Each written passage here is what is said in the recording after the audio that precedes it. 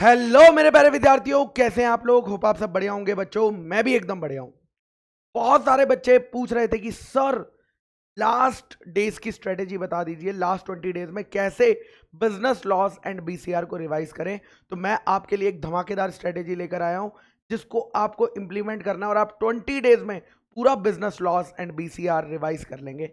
तो देखिए कैसे आप रिवाइज कर सकते हैं। सबसे पहले बच्चा, आपको 20 डेज में बिजनेस लॉस को 17 डेज देने हैं, ठीक है, और बीसीआर को 3 डेज देने हैं। टोटल कितने हो गए? 20 डेज। इसमें बिजनेस लॉस में आपके 5 चैप्टर है। Indian contract act, sale of goods act, Indian partnership act, companies act और limited liability partnership act. Indian contract act में कितने यूनिट है? 6 यूनिट्स है। हर यूनिट को 1 दिन दो, 6 दिन दो। रिवाइज करो अच्छे से, उससे रिलेटेड उसके आईसीआई मॉड्यूल के क्वेश्चन कर लो, उससे रिलेटेड क्वेश्चन बैंक में क्वेश्चन कर लो। उसके बाद सेल ऑफ गुड्स एक्ट, कितने यूनिट? 4 यूनिट्स।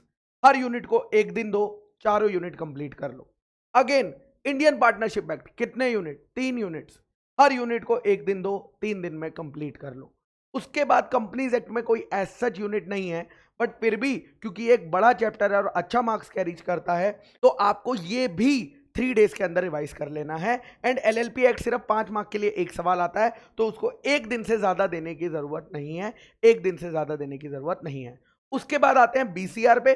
बीसीआर में ज्यादा मेहनत करने की जरूरत होती नहीं है अगर आपने इंग्लिश अच्छे से करी हुई है पहले, और एक बारी भी अगर पहले से फॉर्मेट और कम्युनिकेशन पढ़ा हुआ है तो ज्यादा टाइम नहीं लगता। इसको आपको 3 दिन देना है। कम्युनिकेशन वाले चैप्टर को अच्छे से 1 दिन में आप कंप्लीट कर सकते हैं। उसके बाद राइटिंग सेक्शन की अगर मैं बात करता हूं, जिसमें कि मेनली फॉर्मेट्स होते हैं, वहां पर भी आपको सारे फॉर्मेट्स अपने हाथों से बनाकर देखने हैं।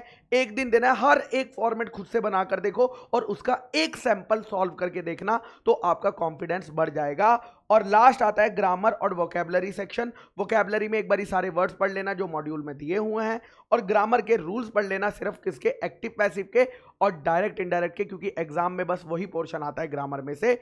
ये भी आप 1 दिन देंगे और आपका 20 डेज में एक अच्छी तरह से जो प्रॉपर रिवीजन जिसको बोलते हैं वो बिजनेस लॉज एंड बीसीआर में हो जाए। तो चलो टाटा बाय बाय।